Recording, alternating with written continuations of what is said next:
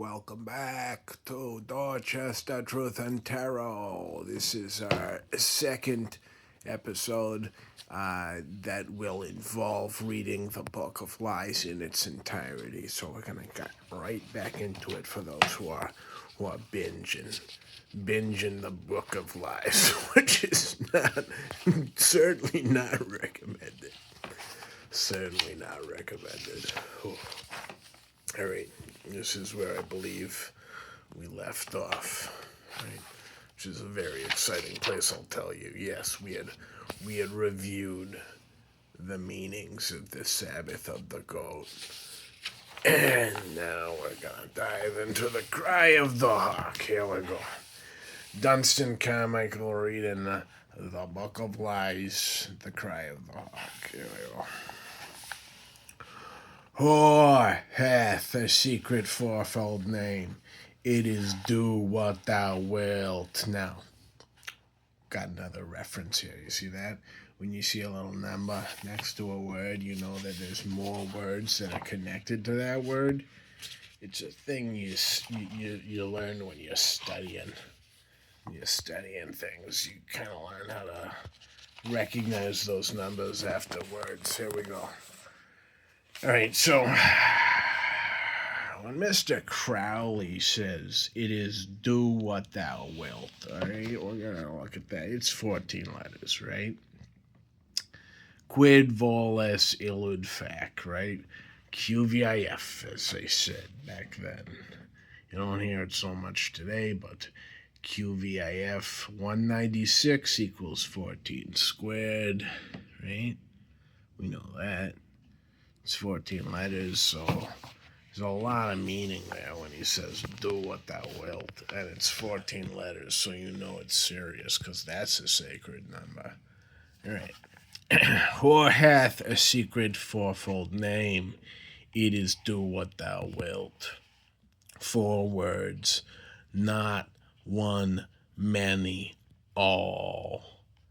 Thou, child, thy name is holy. Thy kingdom is come. Thy will is done.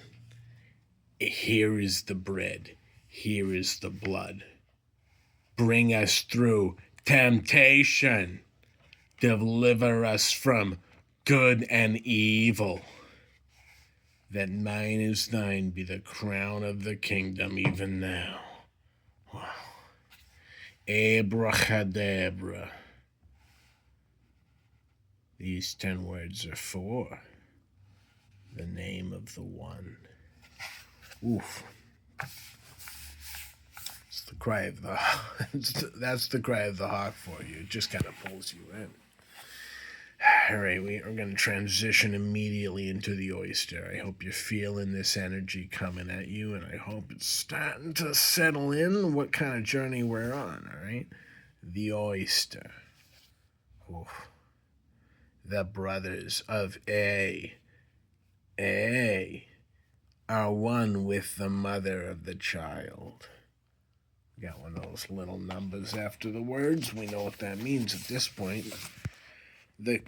So, that's what I was thinking, honestly. So when it says are one with the mother of the child, it's saying they cause all men to worship it, right?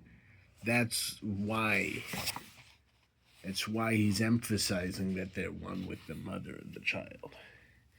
Something of a forceful relationship. So the many is as adorable to the one as the one is to the many, right? Again, we're talking about children, adorable. There's an innocence here.